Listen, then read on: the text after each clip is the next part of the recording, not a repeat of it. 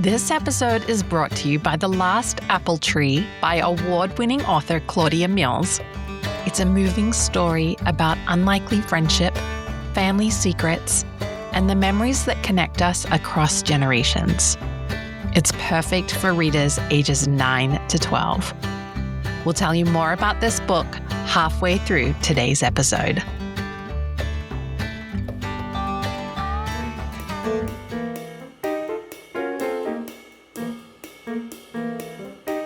Hey everyone, I'm Bianca Schulze, a founder of the Children's Book Review, and this is the Growing Readers podcast. Today, I'm absolutely thrilled to have not one, but two incredible guests joining me.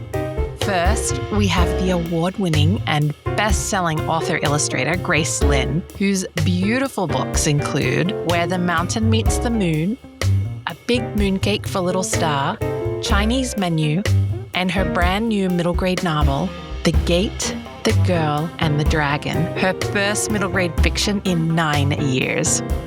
Grace is a graduate of the Rhode Island School of Design and creates books that celebrate Asian culture and humanity through stunning art and timeless storytelling. Joining Grace today is her childhood friend turned editor, Alvina Ling, who is the VP and editor-in-chief at Little Brown Books for Young Readers. Alvina has been shaping the landscape of children's literature since 1999, editing everything from picture books to young adult novels, including many of Grace's beloved titles, as well as books by Peter Brown, who was just on the show, Chris Colfer, Holly Black, and so many more. Together, Grace and Alvina are going to take us behind the scenes of their creative partnership, the long journey to bringing The Gate, the Girl, and the Dragon to life, and what it means to create books that matter in today's world. This is a conversation about friendship, folklore, the magic of storytelling, and the beautiful balance between art and commerce in children's publishing. But before we dive in, here's the synopsis for The Gate, the Girl, and the Dragon.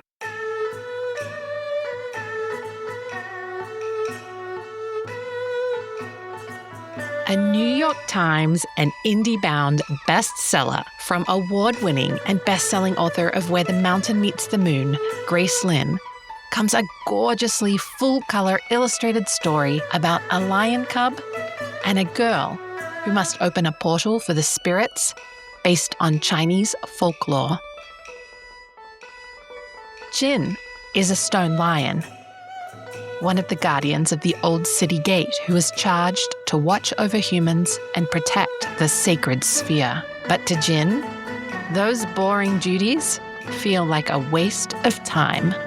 What isn't a waste of time?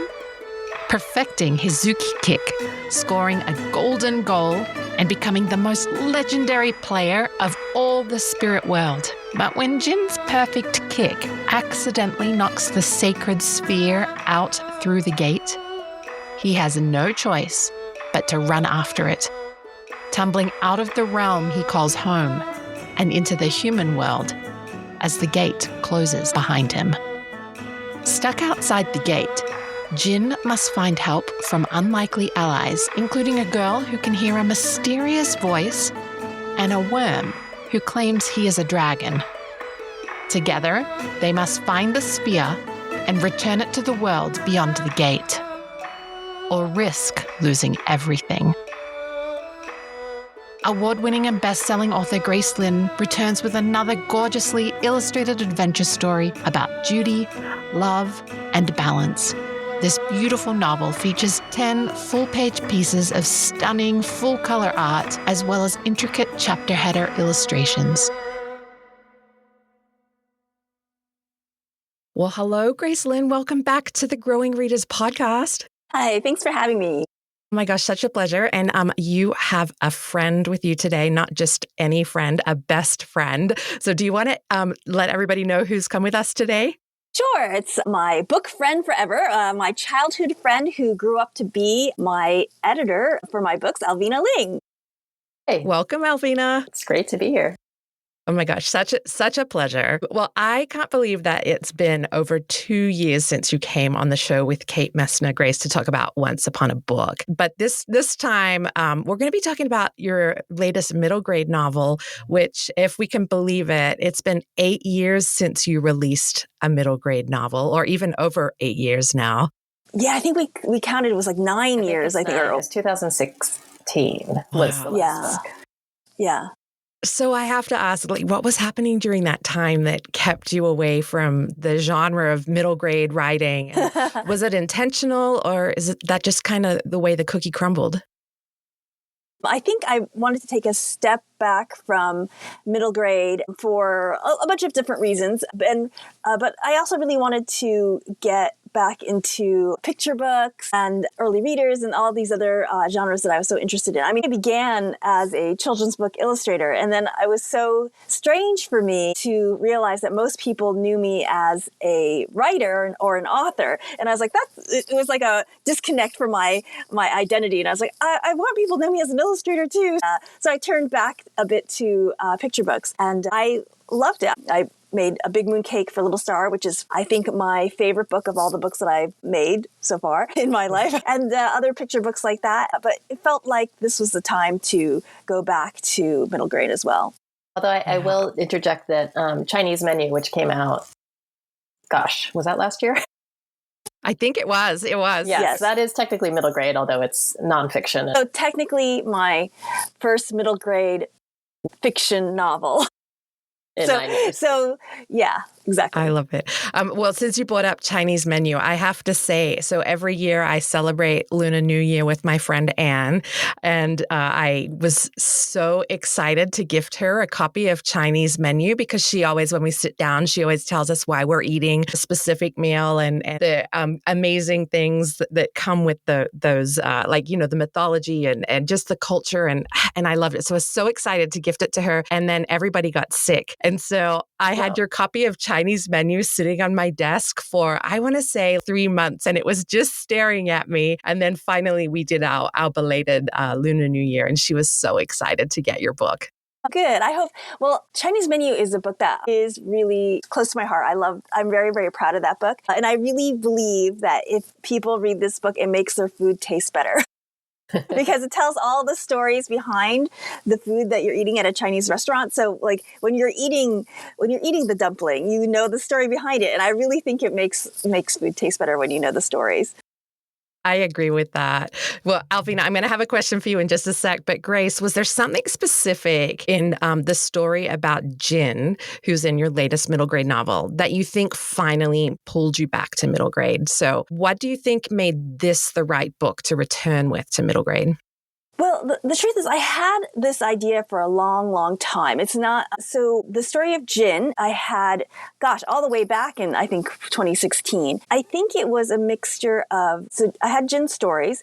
I think it was a mixture of finding the other stories that are interwoven in with Jin's stories, finally feeling like, okay, now it all comes together. I think slowly I was waiting for all the seeds that were being planted over the years to kind of grow and become what this story is. I think just Jin by itself, to me, just his story alone didn't feel complete. Didn't feel complete enough to me. It was when the other stories came to me that I was like, okay. And then I could see how they all fit together and how they kind of interwoven. And then I was like, okay, now it's time to write this book.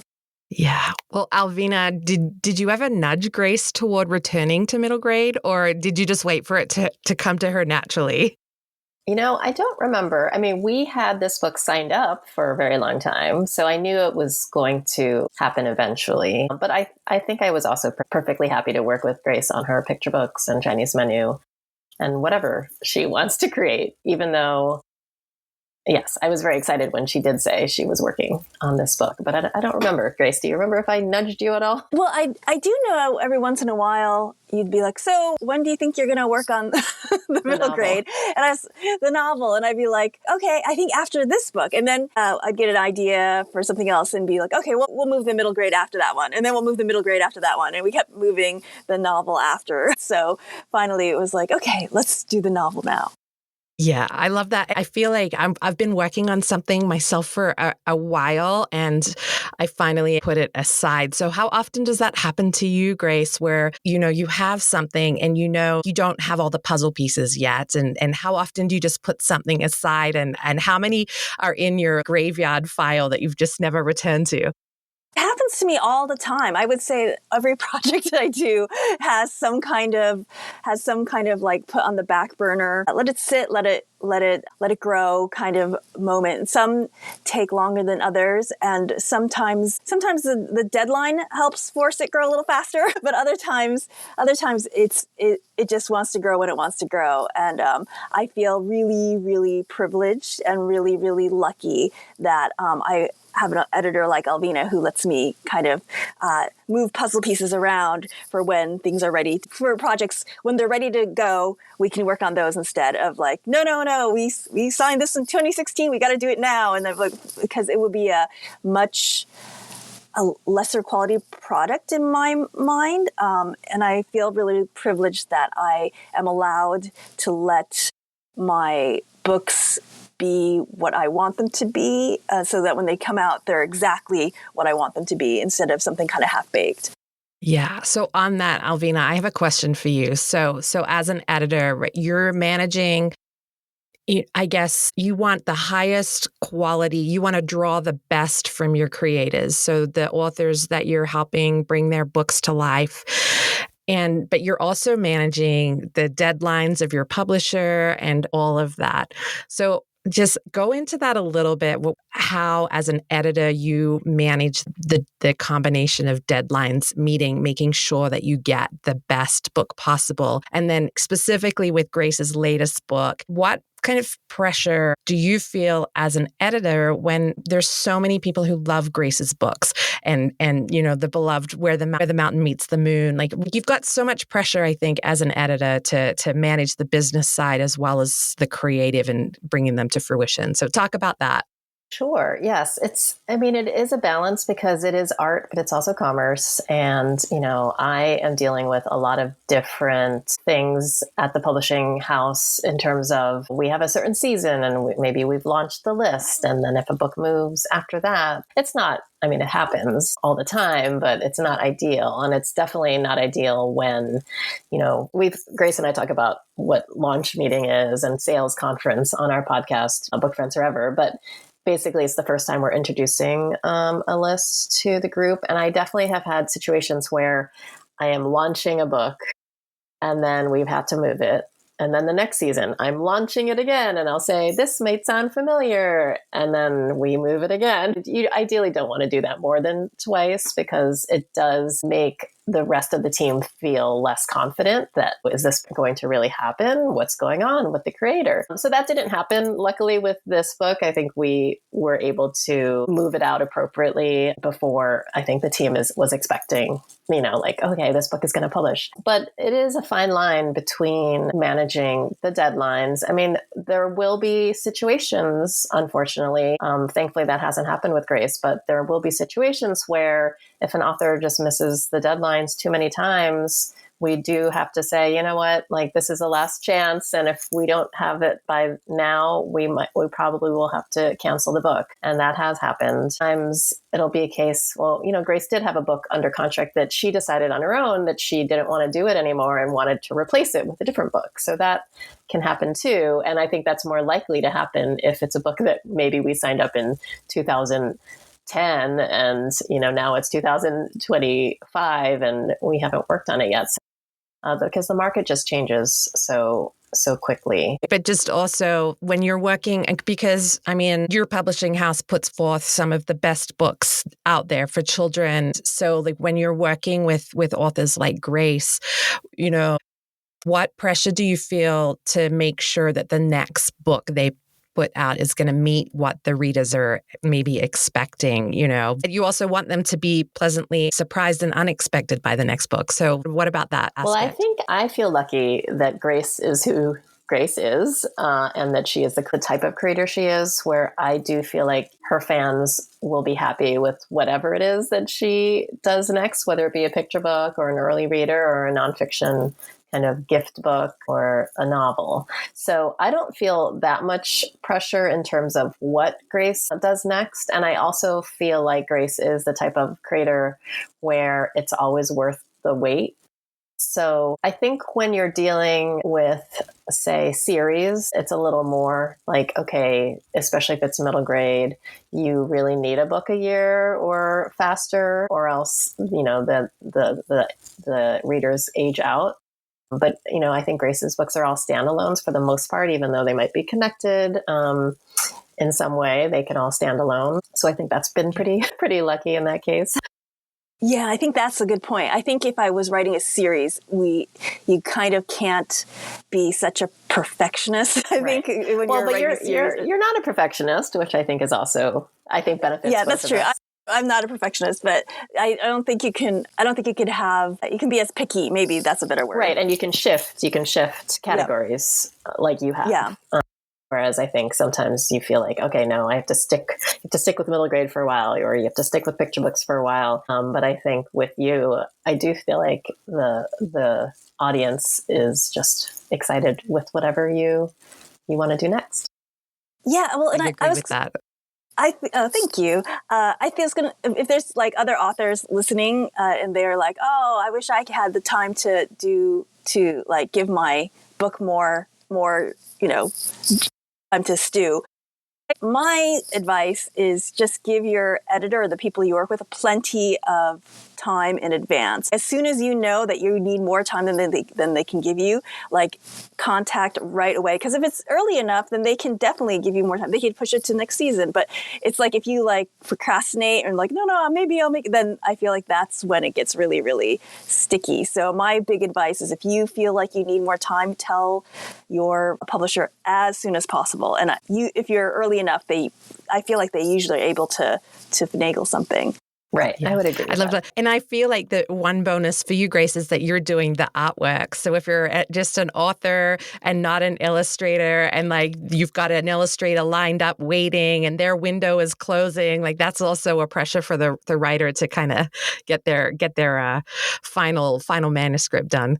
That is true. Yeah. I mean, I feel like I am in a very lucky position where I am my own illustrator. I do different genres, so I can jump back and forth, and I have Alvina as my editor. So like, I really, I have nothing to complain about. Yeah. Yet I still find things to complain about, but we all do. Really, when I take a step back, I realize I don't really have that much to complain about. Well, the Girl in the Gate and the Dragon is sort of a book of firsts for you.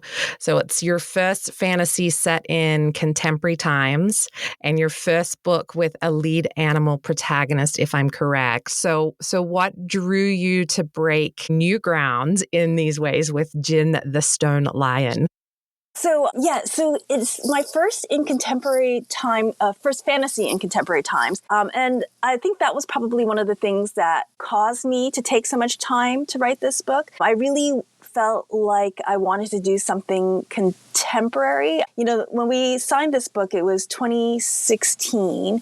And that's when We Need Diverse Books, a big movement about diversifying literature, was just gaining steam. And now it's an established thing. It's been 10 years. And so at that time, there was not a lot of Asian American books. And in a lot of ways, even though my books like Where the Mountain Meets the Moon are Asian American to a degree, I mean, they're placed in like fairy tale China, and I felt like the world did not need another story that was taking place in a fairy tale China at that time. It needed something in America for it to show Asian Americans. But I was having a really hard time writing. I don't really write well on like, these are the things that we need. And so like you should write a contemporary Asian American novel about the Asian American experience. That's what I wanted to write, but I found when I sat down to try to do that, it was just like it wasn't really working. And so it took me a while to let it stew. And so this is kind of the closest I could probably get to a contemporary Asian American novel with the way that I want to do it, because I'm so right now in love with fairy tales and Chinese Asian folk tales and things like that, and how I could integrate it into what I wanted to make a more contemporary story. So I mean, that's really why it took, one of the reasons why it took me so long. But I'm really, really happy that I did it. You know, one of the things that I talk about with why I love folk tales and fairy tales so much is that they are so evergreen, right? They've been around forever, and we tell them over and over and over again. And because we tell them over and over and over again, that's kind of why they live so long. And I think is interesting that what maybe contemporary kids don't get is that even though we tell these old stories, we're also making new stories. And so that's why I wanted to put like the urban legends in as well as the old legends and say, like, yes, we still have these old stories, but we're making stories now. You know, like our stories will be somebody else's fairy tale in the future. And I'm hoping that they can see that. And that's why I was interweaving really, really old tales with the urban legends. And and who knows, what we're doing now is going to be somebody else's stories. That's what I really proud of in this book. I follow you on social media, and before I read the book, I saw the video posted of the highway and kind of the dragon. You know where I'm going. So why don't you just talk a little bit about the kind of folklore and the urban legends that helped you piece together this story? Why don't you share? Because I'm such a fan of folklore and myths, and I love the way you've woven it all in. I mean, it's so rich. So just talk a little bit about finding those pieces of your puzzle for the story. Sure. So like I said, I have really old stories mixed with more contemporary stories. One of the contemporary stories that was a big puzzle piece for me for this book was when I went to Shanghai, I think like in 2020 or something, no, not 2020, because that was right before the pandemic. Before the pandemic, I was in Shanghai, and I was with a group of people who were driving down the Shanghai highway.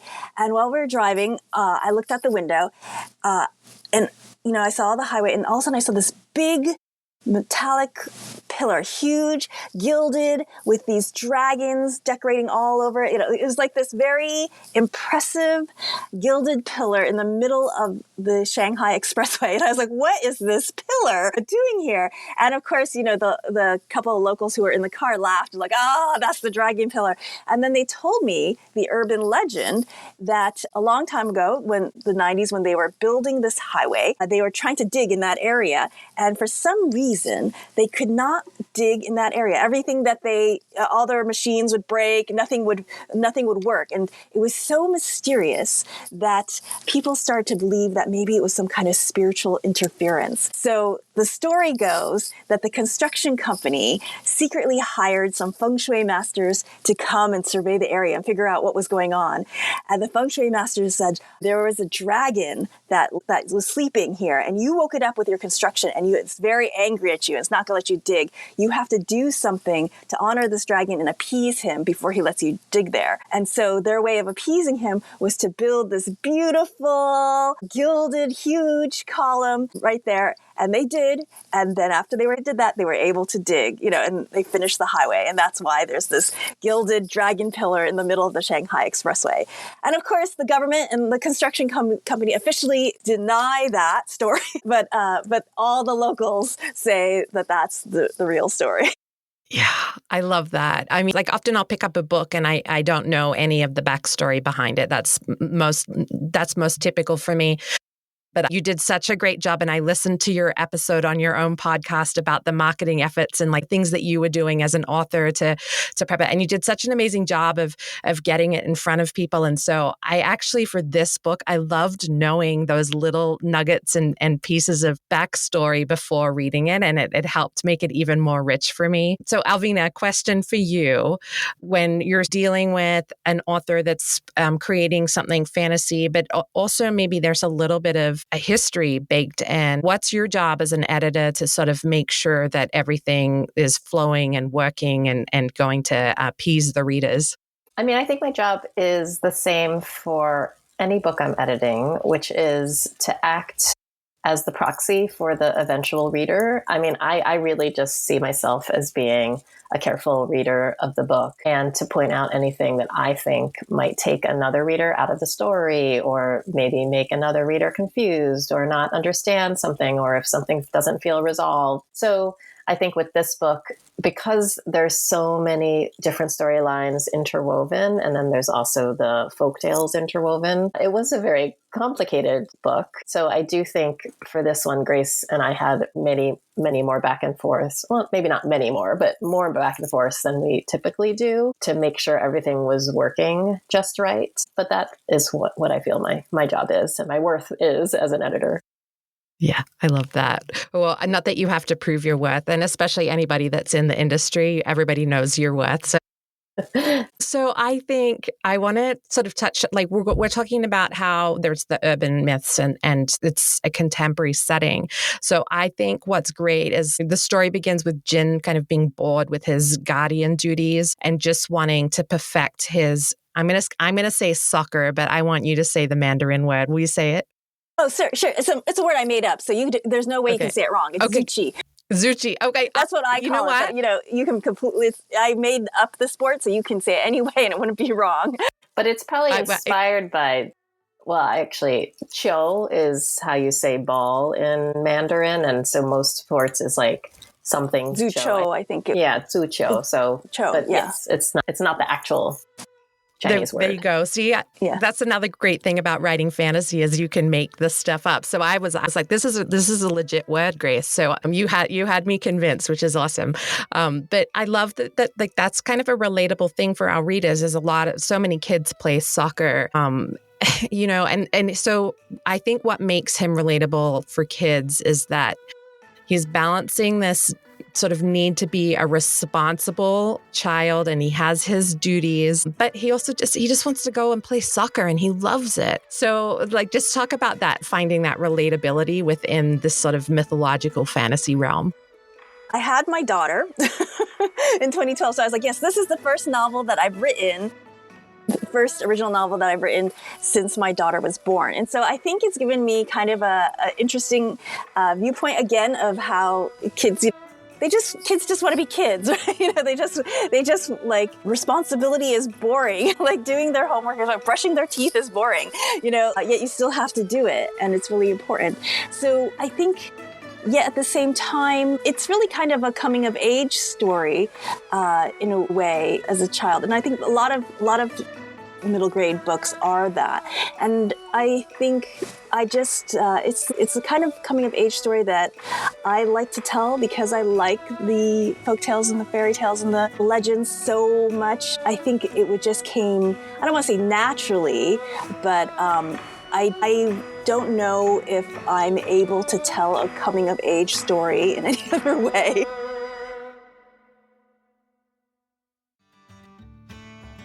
I want to take a moment to tell you about a middle grade book that beautifully captures the complexity of life, The Last Apple Tree by Claudia Mills. 12-year-old Sonnet has just moved across the country to live with her grandfather after her grandmother's death. All that remains of his once thriving apple orchard is a single heirloom tree. When annoying Zeke chooses her grandpa for a school oral history project, Sonnet is furious. His questions are bringing up painful memories she'd rather avoid. Things get worse when Sonnet accidentally creates the exact situation Zeke dreaded most. But as their interviews uncover a buried family tragedy, these feuding neighbors discover that sometimes the hardest memories are the ones we need most to share. With starred reviews from Kirkus and named a Junior Library Guild Gold Standard Selection and Bank Street Best Book of the Year, The Last Apple Tree is a compassionate exploration of grief, forgiveness, and growing up. It's precisely the kind of story that stays with you long after the last page. The Last Apple Tree by Claudia Mills, available in hardcover, audiobook, ebook, and now paperback, wherever books are sold.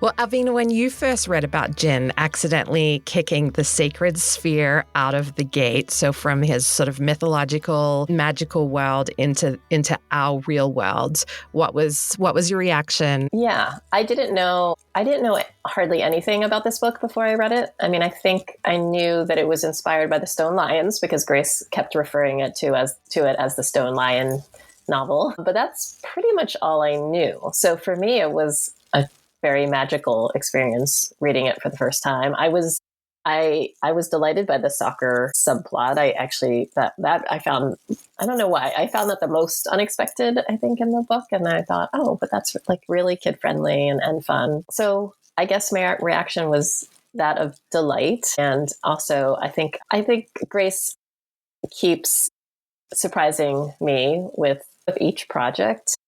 And this one, I think because it was the 3 storylines kind of interspersed and she hadn't done that before, I was just really impressed with how that all came together. And I think I remember in the first editorial letter, I might have said that this was an ambitious novel, and it is. I just wanted to add, because I'm thinking that a lot of your listeners might be authors.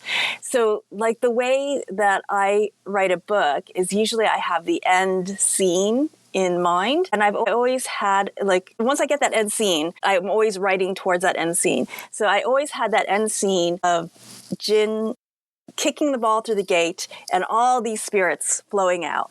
And so because he was kicking the ball through the gate, I was like, I guess he has to play tough soccer. So like, it wasn't like I want him to play soccer and then he was going to kick. It was like I knew he had to kick a ball. And so that's how it came around for me. Yeah, that's so fun to know. And, I love knowing that you sort of have your end of the story. So like in terms of process, what for you, do you have the seed of an idea and then you think about what the ending is and then you go back and kind of fill in the pieces, or, what does that look like for you? Yeah, I think what I have the seed of the idea exactly. And I'm like, oh, wouldn't it be great if this little lion cub could have an adventure of his own? Okay, so that's like the seed. And then I think about it, and then and I'll have like a couple ideas, but then it's only when I get that very, very last image in my mind of what's going to happen, then I know where I'm writing to. So for this book, The Gate, the Girl, and the Dragon, I had this idea, the 2 stone lions in the front, 2 stone lions in the beginning, one holding the ball, one holding the cub. Then I was thinking the image of them not holding anything, and at the end returning to holding those things. Then, and also, sorry, this is I should have framed this better. But that end scene of the reason why they're finally holding the correct things being because the stone lion kicks the ball in and all the spirits come out. So yeah, it's always like this kind of culmination scene that I'll have in my head, and I'm always writing towards it, like in all the little things that happen to get there. So I am a plotter in terms of like I plot out what's going to happen, but many, many times I'll change that plot as I'm writing. But no matter which way I change it, I'm still going towards that end scene. So it's like that end scene's like the lighthouse. And so maybe I might take a couple detours here and there, but I'm always going towards that lighthouse. Okay. And then I have to ask, when you're saying end scene, so for you, is when you're saying end scene, are you describing the like final climactic showdown, or are you thinking the end scene, the moment that you leave the reader with, the culmination of what this story means? What is the end scene for you? Both, honestly. Usually, I think I need to have both before I can start writing. So I guess I consider both the ends. Like I need the culminating like thing that makes it all come together, and then I need the like what I leave behind with the reader. So I see it all together as one thing. Yeah. And then, so Alvina, you're the first editor we've actually had on the show. So this is kind of fun.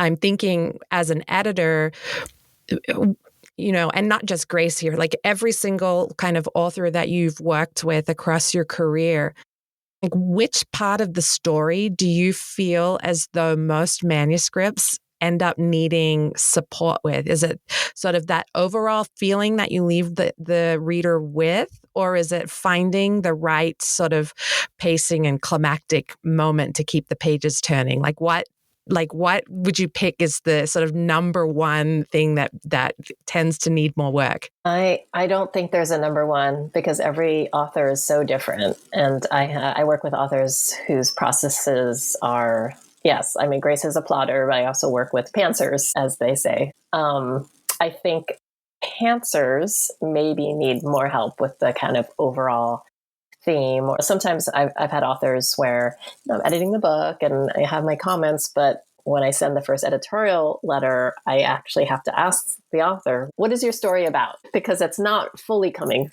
through. And I think if I know what you want the story to be about, or what takeaways or what themes, then I can help you make sure that the story is actually achieving that. So every project is different. So I don't think there is a number one, unfortunately. That's all right. That was a great answer. So, let's go back to the story. So the story explores themes of duty and love and finding balance in, obviously your responsibilities in life, and also finding joy. So Grace, were those the themes that you kind of decided you wanted to explore from the beginning, or did some of those just emerge naturally as you wrote the book? It was only when you started talking about that, then I realized, what was the big culmination of that made this book all come together? It was actually the pandemic. And I've told this story before. It was so I had all these kind of ideas and all these little stories, but it wasn't really gelling completely together until, I think everybody has their pandemic story, but during the pandemic, I had my daughter, she was, I think, in third grade at the time, and we had to do at-home learning. So what we did at our house was that we had 3 other of her friends would come over, and they would do outdoor learning outside in the backyard. And so one day when they were doing outdoor learning, we were setting up the tables early in the morning, and we were putting things on it, and somehow the folding table collapsed. And all 4 girls screamed, as third graders, are like, it's your fault. How'd you do that? Blah, blah, blah. And it was complete chaos. And I remember I was in charge that morning, and, we were all stressed out. And I remember yelling at them, and I said, it doesn't matter whose fault it is. We just need to fix this. And when I said that, I was like, oh, I'm not talking about the table. I'm talking about everything. And I think that's one of the and then when I realized that it was more than just a folding table I was yelling about, I was like, oh, that's the theme. That's one of the big themes of this book. I think that's the theme of this book. It's there's a problem. We're all responsible for it. We're all not responsible for it. Everybody's responsible. It doesn't even matter if we're responsible or not. We're all connected. We all have to do our part, and we just have to fix it. And so together. So that became the theme of one of the major themes of the book. And when I got that, that's really when I was like, okay, I think I'm ready to write this book. Yeah. Everybody that knows you create the art, and you mentioned it before. And with this book, we definitely cannot not talk about the whole book as a masterpiece, the way it was put together, and your beautiful visual elements. It's got the full page pieces of full color art, intricate chapter headers. So how did you decide as the illustrator which moments deserved that full page, full color treatment? Yeah, that's always hard, because sometimes I want to do ones that are really close together, but then it kind of ruins the balance of the book, where you're like, oh, then there's 5 paintings in the first half, and then there's nothing in the second half. So some of it was because I would see we really need an illustration here, otherwise it feels really imbalanced, because I think about the reading experience, and if you don't, when you see a full color illustration and then you really go for too long, and so part of it is trying to find where in the story, in the reading experience, I think would be good. And then other times it's just things that I think that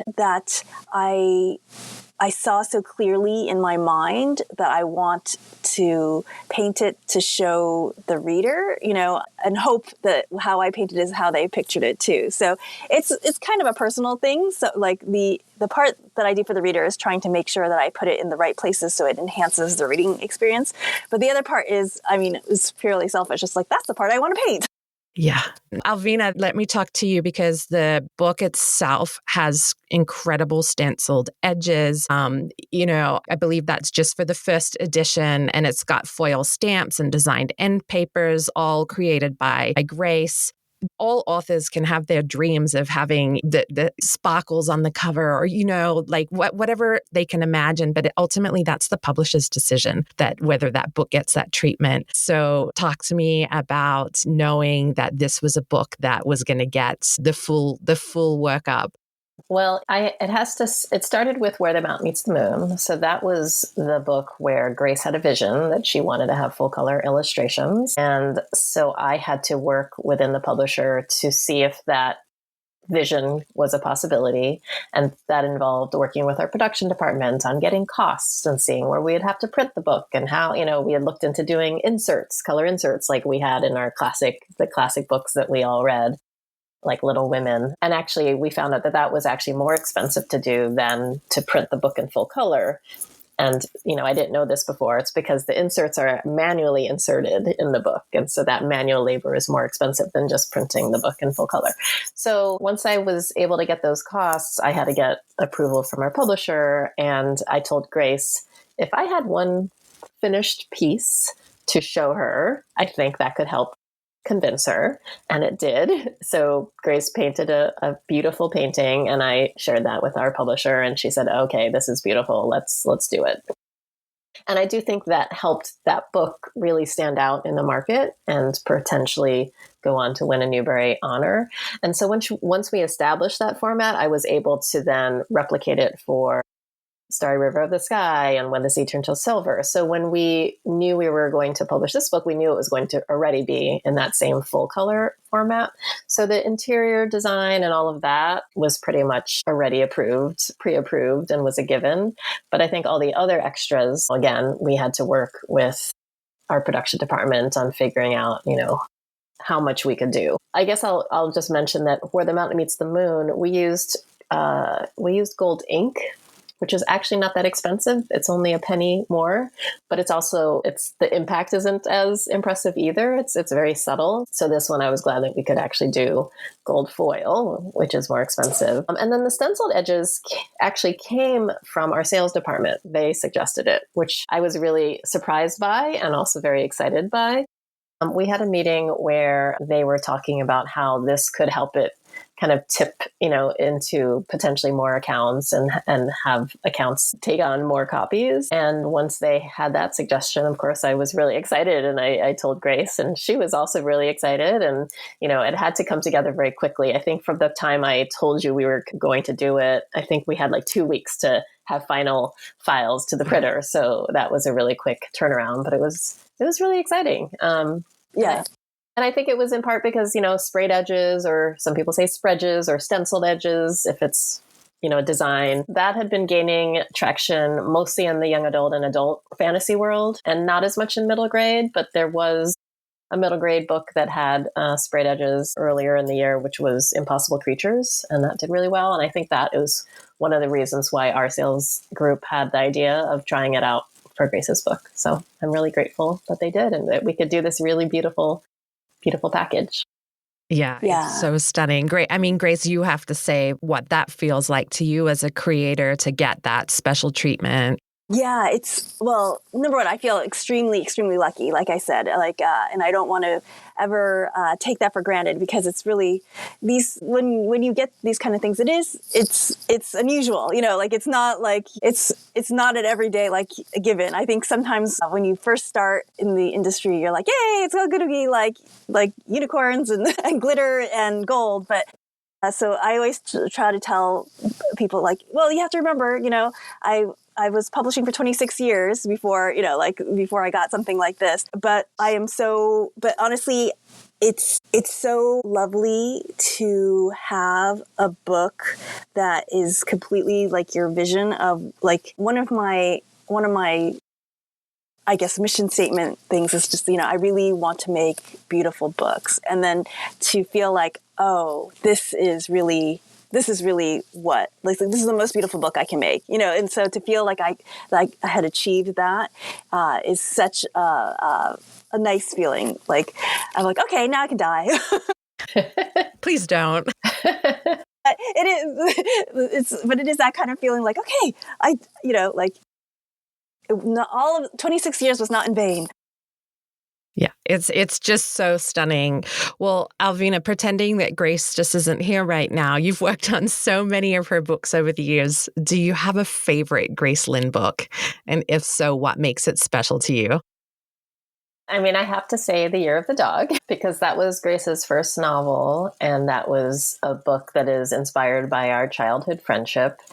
And I remember I had asked Grace if she had any ideas for novels, because at the time our publisher was starting to publish more middle grade and young adult. And Grace at that point had only published picture books. And she said, oh, I do have an idea. And when she sent me the initial draft, she hadn't told me what it was about. So when I started reading it and realizing that it was, involving our friendship and when we met, when we were around 10 years old, of course, I was just delighted by it. And it's such a rare, unusual experience, I think, for an editor to edit a book where she is a character in the book. So that one's my favorite. I'll always have a special place in my heart. Did you have to make any corrections to your character in it, Alvina? Well, I did ask Grace to change my name, because in the first drafts, my name was Alvina Ling in the books. So I said, well, this feels a little weird, so maybe you should change her name. So Grace chose the name Melody because she knew my parents, when they were coming up with my name, they had narrowed it down to two names, Alvina or Melody. And they went with Alvina. And I just like that Grace remembered that, and she made Melody Ling live on after all, even if she doesn't in real life. She's your alter ego. Yes. And there are other little things. I think your Halloween costume, I think. Right. Well, actually, so some of the things, I think because, there's a lot of things that are fictional, but there are a lot of things that are based on reality. And I remember early on, some of the feedback we received at my acquisitions meeting was, this book is great, but there's not enough conflict.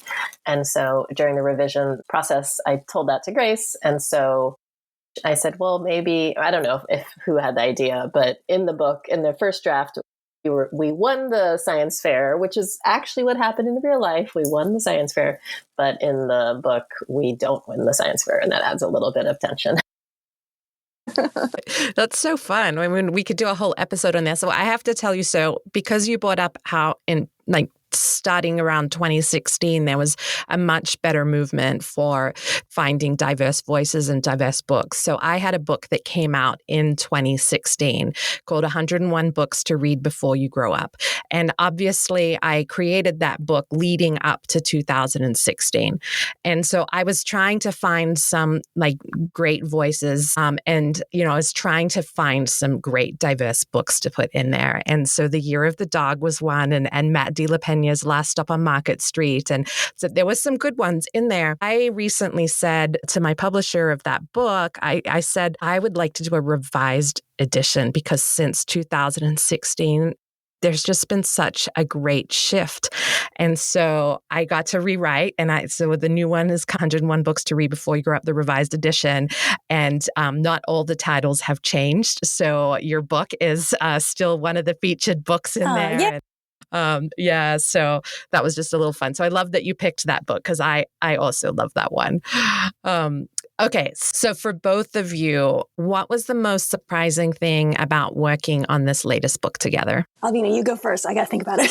Well, I think I already touched on some of the surprising things for me. One was the soccer subplot. I think it was also the very intertwined plots. I love animal books, and I've been wanting to publish more animal books. So I was also very delighted that Jin, the stone lion cub, was the main character, because, again, I didn't know that was going to be the case. I just knew that the book involved stone lions. So I think I just assumed, it's going to be a girl or a boy, and they're going to maybe interact with the stone lion. So those were some of the surprises for me. I think for me, what was surprising was how difficult it was for me to write it. We've been talking a couple of times about how I've been doing books for 26 years, and I keep thinking each book it's going to get easier, and it doesn't really get easier. Each book is really its own thing.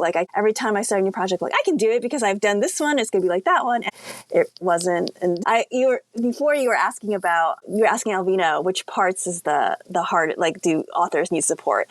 And for me, I feel I always need support in the middle. It's always that messy middle. I got the beginning, I got the end, but I don't know. The middle is just it doesn't have enough tension. It doesn't have this, it doesn't make sense.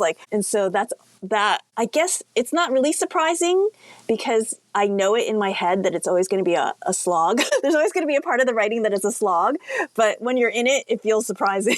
You're wait, why is this so hard? So I guess that's what it is for me. Yeah, I love that. Well, I was hoping we could just do some fun rapid fire questions. They're in the theme of the book. So, Alvina, you go first. Would you rather be a guardian with a boring but important duty or an adventurer with no responsibilities? I guess an adventurer. I mean, yes, I will say an adventurer with no responsibilities. Seems more fun. It's tempting to say adventurer with no responsibilities, but I think knowing myself, I'd probably be fine with a duty. Just sit around and read books. I'll do my adventuring while I'm doing my duty. I love that. Okay, so Grace, staying with you. If you accidentally broke something magical and got kicked out of our world, what's the first thing you'd want to find in a fantasy world? A place to eat. I want to see what kind of food they have. I want to find the closest bakery. And because also if I got kicked out, I'd probably want to drown my sorrows in something too. So the closest thing to an ice cream shop that this fantasy world has. Perfect. Alvina, how about you? I mean, honestly, food was my first instinct too, because of course I think about Turkish delight, although I don't really like Turkish delight when I finally had some. It was so disappointing. But I guess since Grace said that, I'll say a friend. I guess I'd want to find a friend first to help me navigate the different world I'm in. Yeah. Well, on Turkish delight, do either of you know anybody that likes Turkish delight? Edmund in Narnia. I think I have met people who like it. Maybe if you've grown up with it more so than if it's new. And I have had good Turkish delight, which I do like better than cheap Turkish delight, I guess. So I could see why people would like it. I think it's just not what I imagined it would be. So yeah, it's not something that you think you would give up your family and you're betray your. My mom loves Turkish delight, so okay. Would she betray her family for it? Yeah, she might. I don't know. Well, if you have to choose this, so would you rather perfect your soccer skills, Grace, or save the world? Oh, definitely save the world. My soccer skills not worth perfecting anyway. Alvina, no brainer for you. Yeah, me too. But if you could, I mean, I don't play soccer, but if you could save the world while perfecting your soccer skills, why not? Exactly. All right. Gate, girl, or dragon? Which word from the title speaks to you most, Alvina, right now, and why? Dragon, I think, because I just see dragons as exciting and mythological and fun. Grace? For me, definitely gate. I just love the idea of gate. It's like a doorway. It's beginnings and endings. And what I love about Chinatown Gate is it symbolizes a beginning and an ending, but it doesn't have a door that closes behind you, and it doesn't have a door that you have to open. You just have to walk through. So I just love the idea that it's like beginnings and endings, but nothing is closed off. Nothing is over, so that's what I like. Yeah. All right. Well, fill in the blank. Chinese folklore teaches us that there is a reason behind everything. I don't know. That wasn't worded correctly, but I feel like Chinese folklore teaches us that we're all human, I think, because I feel like that's what all folklore kind of does, right? It teaches us our good and bad things in humanity, what we want things to be like, what we don't want things to be like. And Chinese folklore is just another folklore, so I feel like it just teaches us that we're human and ideally teaches us how to be better humans, I think. Yeah. I agree. So I would love to ask you both this. What's driving and guiding you each right now to create children's books? So what feels most important about this work that you get to do in this moment in your careers? And Alvina, let's start with you. I think what's driving me is what has driven me since the beginning. And part of it is the wish to have more books out in the world that reflect our world. And I think, the now more than ever saying, I do think it's important now more than ever in a way because of the book banning and the attacks on diversity. I mean, diversity has been my whole mission. And so the fact that it's seen by some people as a bad word now is really terrible and abhorrent. But I just feel like all I can do is my job, which is to help bring these beautiful books for children out into the world. Beautiful. Grace. Yeah, it's interesting that with the caveat of now, right? Because I feel like for so much of my career, I just wanted to make books that showed people how human Asians were, just wanted to show how similar, I really wanted to bring Asian books into the mainstream. And by doing that, showing people that Asians are just as human, just as part of the population as everyone else. But honestly, as time has gone on, it's not that mission is less to me. It's still very, very important to me. But I think because there's been so many other wonderful, amazing Asian American authors and illustrators out there, I don't feel the pressure as much to make that my guiding mission anymore. Though current events, sometimes I feel like I keep going back and forth. But for a little while, if I don't think about current events, I think what drives me is the fact that I get to create something. Like I think about this book, The Gate, the Girl and the Dragon. I wrote this story, and some kid gets to read it, and it gets to come alive to them, and they get to all the things I dreamed up, it becomes a part of their consciousness. It comes alive. And that's just such a magic when you think about it. The fact that my story gets to be a part of someone's life, even if they don't like it, it's still a part of their life. And so I love that idea. And that's what's starting to drive me more and more, is this idea that what I create, someone else gets to hopefully enjoy and bring to life. So that's, though, like I said, the current events make me go back and forth too. Yeah. So I guess it's like the activist part as well, but then there's just the pure author, illustrator, artistic part, which has been more prevalent in the last couple of years. Yeah. And I have to ask Alvina this question, and it's such a sort of, I guess, a classic question that editors get asked. And on behalf of all of our writer friends that are listening, so what are you looking for in manuscripts from an editorial sense? And what's on your publishing wish list right now? And I say that in the sense that, I guess, from my perspective, we talk about the climate of the world and what's going on, and it can feel really, really heavy. And sometimes it can feel insignificant to just put a piece of joy out in the world, but we need more of it in times like this. So with all of that in mind, I am so curious about, from your editorial perspective, what's on your wish list? Someone reminded me that I said this, I don't know how long ago, but I said this in some interview a while ago. And I thought, that is what I should be looking for right now. So I have been telling agents that I am looking for dystopian again, the inspiring type of dystopian. But this person reminded me that back in the day, I said I wanted more utopian fiction.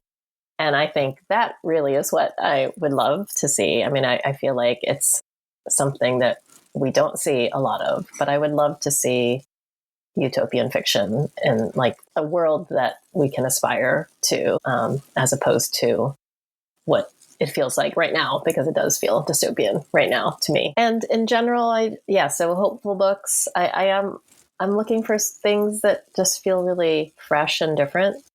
to me. And I'm always just looking for something that I will fall in love with. And I can't really predict that, kind of like with dating, you just don't know. But, I'll read something and I can really like it and think, oh, this is really good. That actually just happened today. Actually, I was like, this is really good. I do think it's special, but I don't love it. And so I sent it to a different editor, and maybe that editor will love it. But yeah, so I'm just looking for something to love. I love that. Aren't we all? We're all just looking for something to love and to be loved in return. Yes. Well, that's the Anne of Green Gables quote, which is like, you're never rich as long as you have something to love. Oh. Well, if Jin, the stone lion, could hear this podcast, Grace, what do you think he'd want listeners to know about his story before we go? Gosh, what would Jin want people to know? I think Jin would want people to know, like there's so many things that you could say that are kind of preachy. And I don't think he would want to say anything preachy because that would be really annoying to him. I think he would just say, do the best you can, because that's really what he did. I mean, he made a lot of mistakes. I mean, I've talked about this before where, one of the things I try really hard, all of my books from Where the Mountain Meets the Moon to this one, right now we're a lot of stories, fantasy stories, they tend to have main characters who are like the chosen one, who have been born with this power, or who got a special something, and they've got the biggest muscles or the strongest, something. And I really didn't want to do that with my books. I really want to show that my characters are just kind of normal characters that are just trying their best to do something, to do the right thing, honestly. And they may mess up and they try to fix it, and they're just trying sincerely and earnestly to do the right thing. And just by sincerely and earnestly trying to do the right thing, they are the hero. And I guess that's what I hope that readers get from my books, that you can be a hero just by trying your best. And I think he would just say, try hard. Yeah. So that's what I think. I love that. Well, Grace and Alvina, thank you so much for sharing your time and your insights today. It's been such a joy for me to hear about the magic behind The Gate, The Girl and the Dragon. And I think your partnership clearly creates something really special. So thank you for the care that you put into every detail, from Jin's relatable struggles to those stunning stenciled edges, and for continuing to create stories that help all kids, see themselves and their heritage celebrated in literature. So thank you so much. Thank you. Thanks so much for having us. Thank you so much for joining us on this quest for growing readers. What a truly special conversation. So a huge thank you to Grace Lin and Alvina Ling for sharing their wisdom, their friendship, and the incredible story behind The Gate, The Girl and the Dragon. It's so inspiring to hear about the care, patience, and artistry that goes into creating books that help young readers see themselves and explore new worlds. So if you want to learn more about Grace's beautiful books and see her stunning artwork, be sure to visit her website at gracelin.com. You can also follow Alvina on social media. She's Planet Alvina on Twitter and Alvina Ling on Instagram. All the links are in our show notes for easy access. And speaking of show notes, if you loved this episode, please take a moment to leave us a review wherever you listen to podcasts. Your reviews help other book lovers and educators find the Growing Readers podcast, and they mean the world to us. Until next time, keep reading, keep growing, and keep celebrating the magic of children's books. The Growing Readers podcast is a production of the Children's Book Review. For more beautiful books like The Gate, The Girl and the Dragon, I hope you'll visit us at thechildrensbookreview.com. Another last shout out to The Last Apple Tree by Claudia Mills, our sponsor of today's episode. A beautiful story about family, friendship, and the memories that shape us. Find it at your local bookstore or online today.